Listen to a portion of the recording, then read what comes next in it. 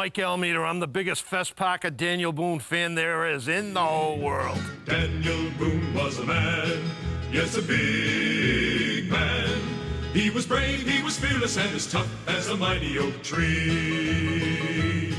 From the coonskin cap on the top of old Dan to the heel of his rawhide shoe, the rippinest, roaringest, fightingest man the frontier knew.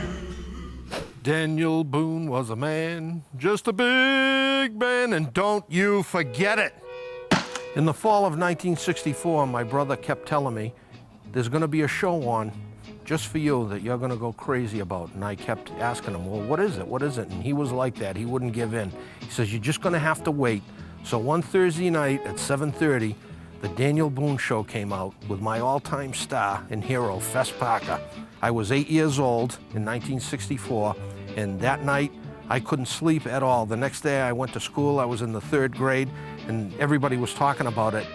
I started collecting Fess Parker as Daniel Boone things because I felt a connection to the show. I felt as if I collected it, I would be in some small way a part of it. I would buy 1 to play with and 3 to keep. And sometimes even the ones that I played with, I took good care of them too, because I just thought it was really something special. And it still is. This is my cellar, and this is where I keep most of the real Fess Parker, Daniel Boone stuff that means the most to me. This little cellar in Brockton, Massachusetts really is my, what you could call an inner sanctum. I wish it was 6 times the size and had 20 times the amount of Fess Parker, Daniel Boone stuff in it. This is one of the Fess Parker, Daniel Boone kits from the Trailblazers Club. I believe it was 35 cents to join. And this is my original kit that I got the first time. There was an application for a contest. If you won, you were Fess Parker's guest in Hollywood for a week. They also gave you a woodland whistle with all the Daniel's secret codes on it. Short, long, what have you. I used to go to a little 4-room red schoolhouse. It was 1st through 4th grade, and they put on a play for Thanksgiving. A lot of it centered around Daniel Boone, and I played Daniel Boone, and I had my full costume on, which made me feel like as tall as a mountain. They all looked at me, and I was standing there holding the gun like that, like Fess does, and they all sang Daniel Boone was a man, and I really did. I felt like I was him, and I really thought Fess Parker was gonna walk in that school. I've never met Fess Parker. It's been one of my lifelong dreams to do so. I've never even been on a plane before. I'm a homebody type person. Someday I hope to go to the winery and meet him. I just hope that I could talk to him for a while, because there's so many questions I'd like to ask him. These are some #1 Daniel Boone comic books that I have. This is just 4 or 5 of the 260 or so that I have. The wood burning set, of which I have 2. One I used and one I didn't. That was my Fess Parker pencil case that I took to school every day and guarded with my life. Coloring book, which I have about 60 of them. This is a powder horn and pouch that I kind of replicated to resemble Fess's. It's hard for me to say what my favorite Daniel Boone episode is, because all 165 actually are, but I can remember the episode, My Brother's Keeper. I think it was the 3rd or the 4th episode, and Ed Ames played himself, Mingo, and also his other brother. And just towards the end of the episode, Fess was up on a mountain, and he was loading a musket, and he had just got it all set, except he still had the ramrod in the gun, and Fess raised the musket, and he said, this ramrod won't go as far as a bullet, but it'll do just as much damage. And I remember that night, and for weeks later, I played that with my little wooden gun that I still have.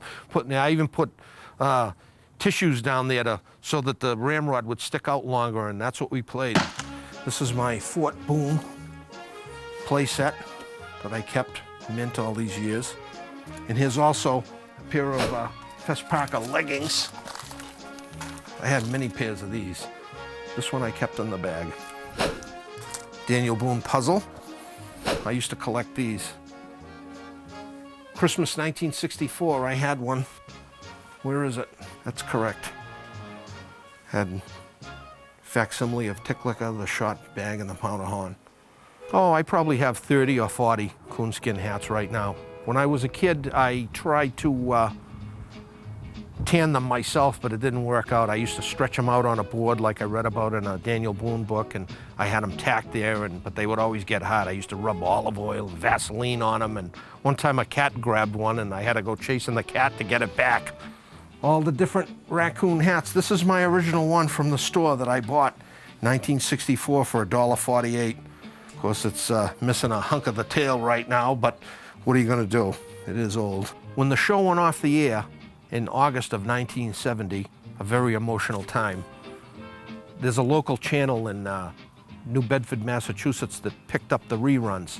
And I guess Fess Parker had sent them a letter. And I called that station sometimes 2 times a day and talked to the manager. But finally, one day, they sent me the letter that Fess Parker sent to them. And I felt as though, wow, I got something in my hand that Fess Parker touched. I don't even know what to do with it. I want to gild it in gold.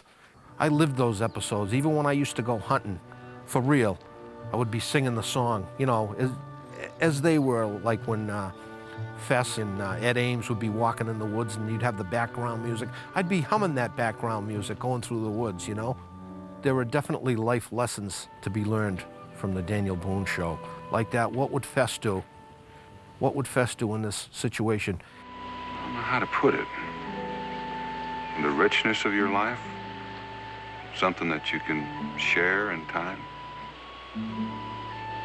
With whom?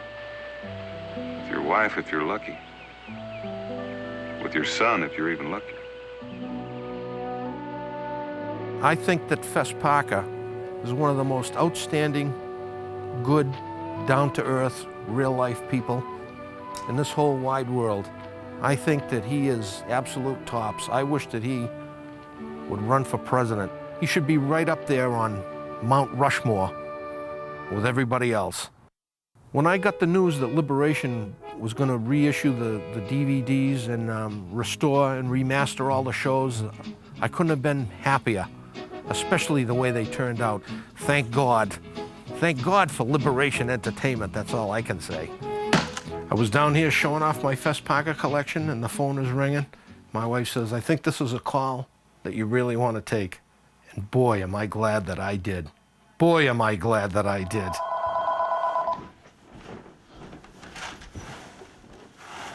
Hello. Hi, Mike. This is Fess Parker. I hear I'm talking to one of my biggest fans.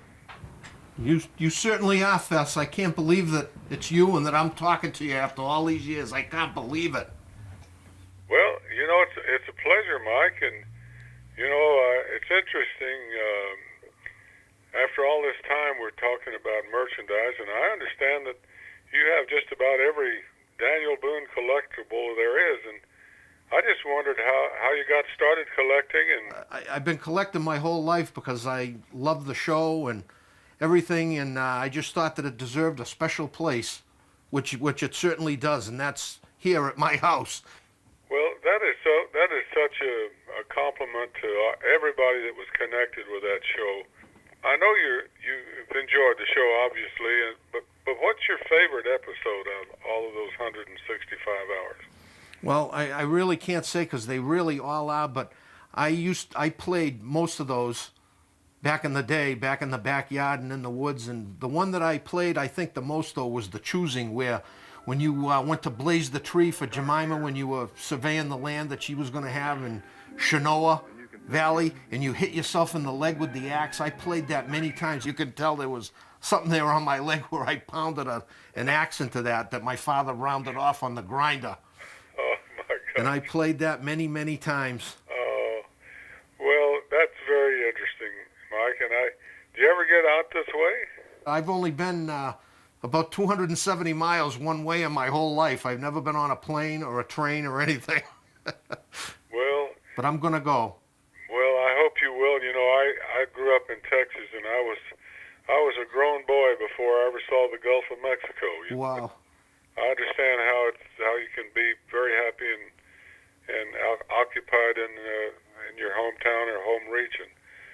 Well, look, I'll look forward to talking with you again, and appreciate getting the opportunity this morning. and I hope you enjoy many more of those episodes. I sure will.